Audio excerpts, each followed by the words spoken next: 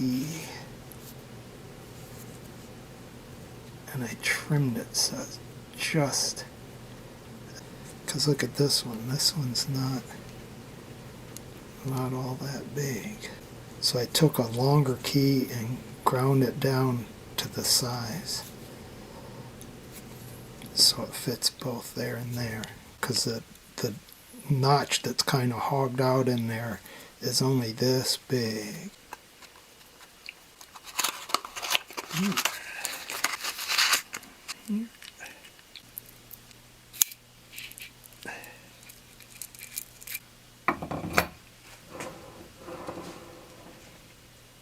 I'm going to start with 1/15,000th.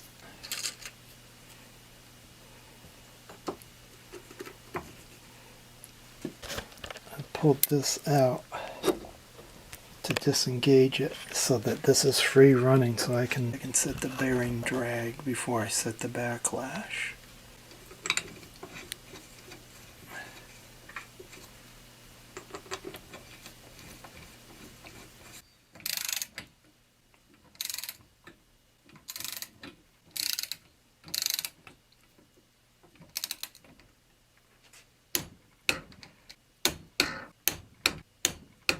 Yep, it's too tight. It won't turn at all. Gotta change it.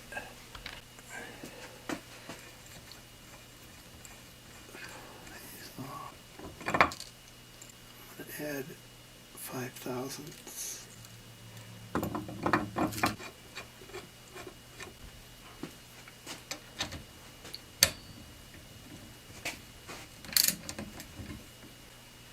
Still too tight.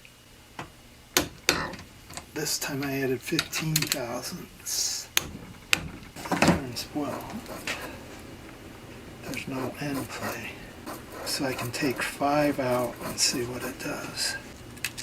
So now I have a total of 30/1000ths.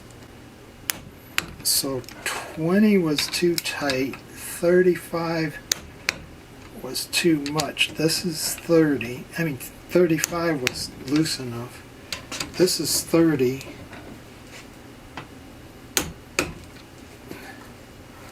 It's still turning at 30. We'll go down to 25 and try that. I'm going to take off 5.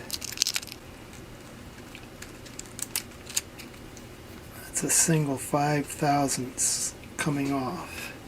So now we're down to 25. 15 plus 2, 5. So this is 25. See how it goes. And this is 25.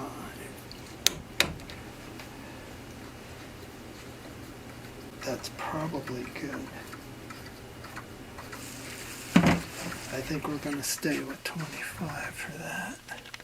And so this longer shaft has a 15 on that end, and then I had a 15 and 4 5s. So that's 35. And I have to use one of the old ones because there aren't any left in the new kit to make enough. So I got 15, 35 here, and 25 on the top. And I'm going to put this one together so that I can start to set the backlash on the gears. So this end is going to be light. The gear is going to be the least, almost the least amount engaged. So there should be a lot of backlash, or we'll find out. Again, this is further out, pulling the whole gear that way, so that should have more slop in it, more backlash. And this is just initially where I put the pieces when I set this.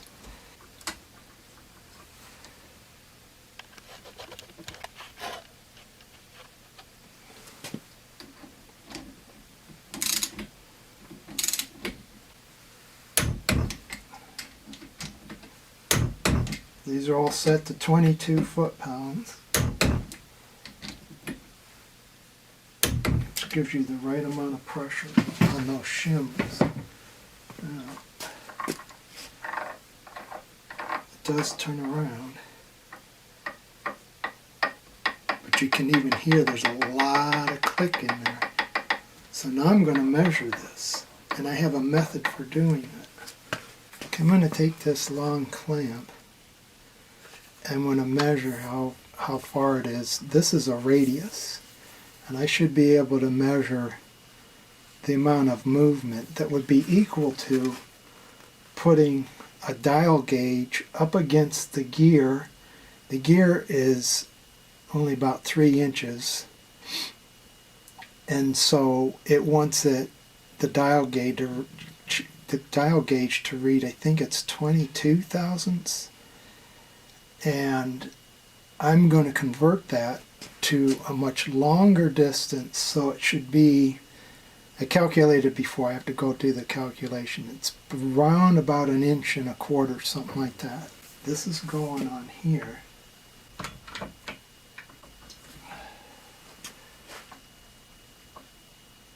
Now this arm's moving a certain amount. Got the clamp on here. I've got that clamped on the other shaft. I'm going to hold it still. And when I'm measuring, here's the setup.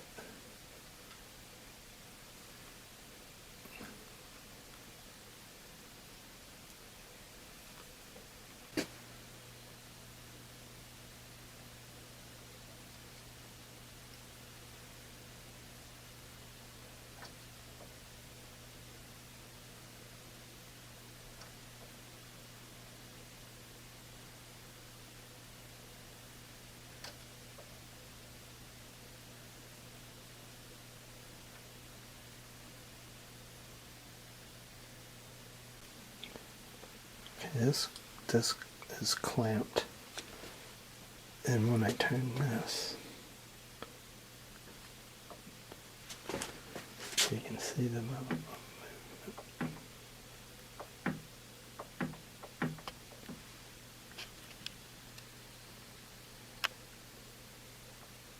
Of